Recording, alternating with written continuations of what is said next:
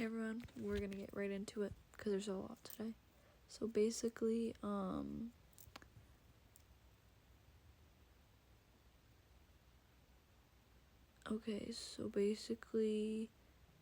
Elizabeth pops out her baby. The baby, when she's having the baby, she's just like afterwards is so like out of it that the nurse asks her what she wants to name the baby, and she thinks the nurse was. Okay, wait, I need to hurry up. Basically she names her daughter Mad. But later they change it to Madeline because she wasn't going to call her daughter Mad, and it was a heat of the moment thing. And then she meets her nanny, who is a lady across the street, who lives across the street from her. Her name is, I don't actually remember what her name is. And then she basically gets her job back at Hastings, which is really awesome, but actually not awesome because why would you want to go back there? Like, why would you want to go back there? And the nanny basically says the same thing. The nanny's like, why would you want to go back there? And she's like, because I'm a scientist, I need to do that. And she's like, but you have a lab in your house. And then, when she gets back at her job, Donna T, whatever, the manager of Hastings, steals all of her work and sells it or publishes it and doesn't give her any credit. So that really sucks.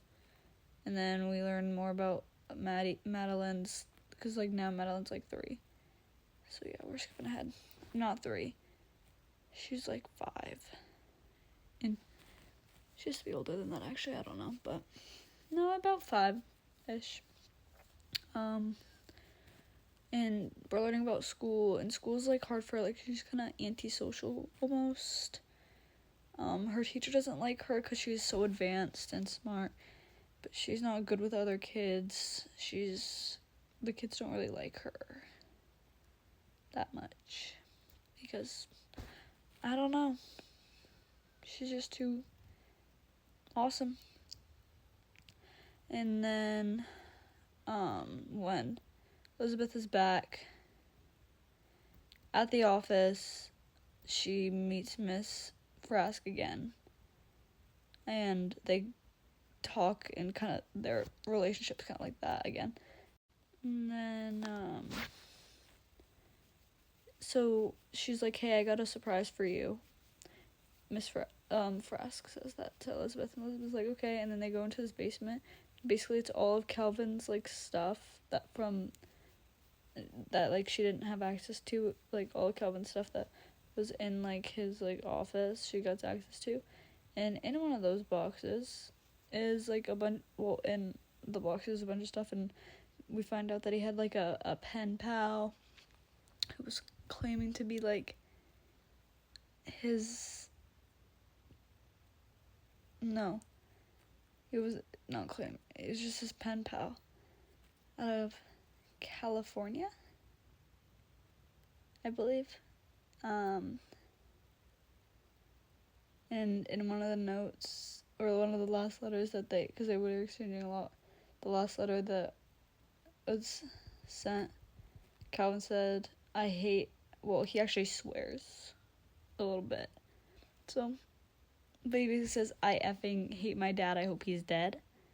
And that was the end of it because Pen Pal was like, what?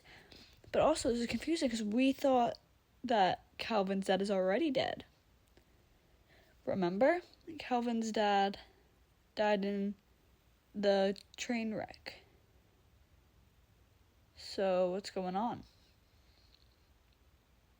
Why would he say that? Why would he write that if his dad's already dead? Suspicious.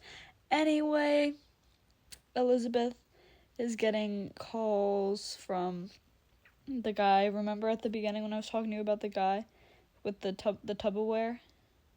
The daughter that was stealing the food? Well, and he has a he has a cam TV thing. What is happening with my hair? Well, basically, Elizabeth talks to him again. He's like, I want to put you on a cooking show. And she's like, I'm a chemist, not a actor. And he said, but I want you to, like, do, like, those cooking shows. Yeah, stay tuned for the next part. But basically, she says yes to the job. Because she needs money. And along other things. But I wonder how that's gonna go.